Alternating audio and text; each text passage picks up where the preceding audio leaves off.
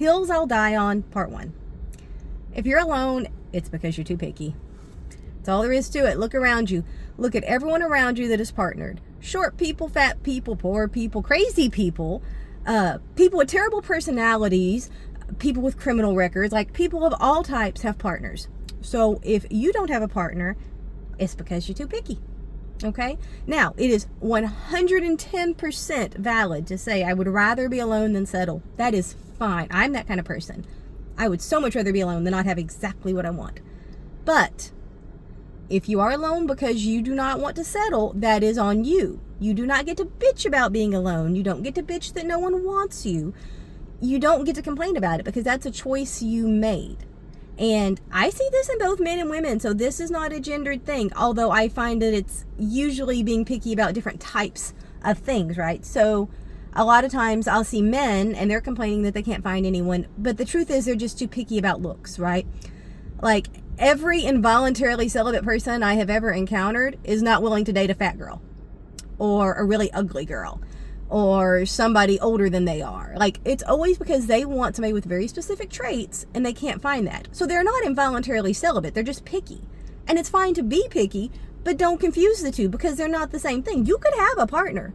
Like, there's probably some 400-pound woman who thinks you're a catch, you just don't want her.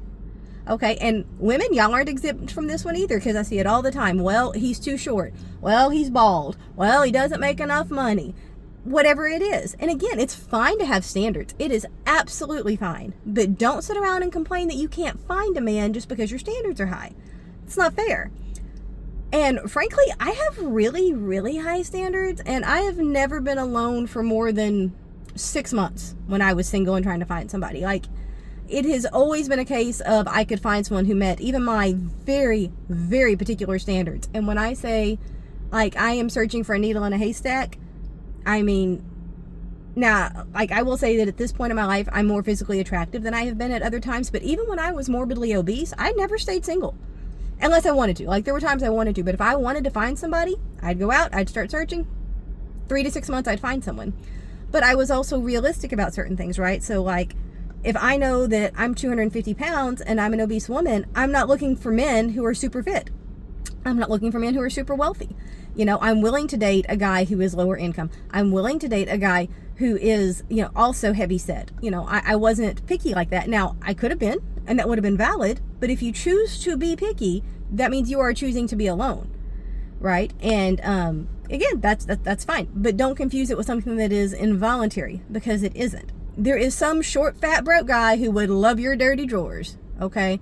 So I will die on the hill that if you are alone, it is by choice, because there is somebody out there who wants you. Okay, so either enjoy being alone and enjoy being single, because it is great to be single sometimes, or adjust your standards. That's all there is to it.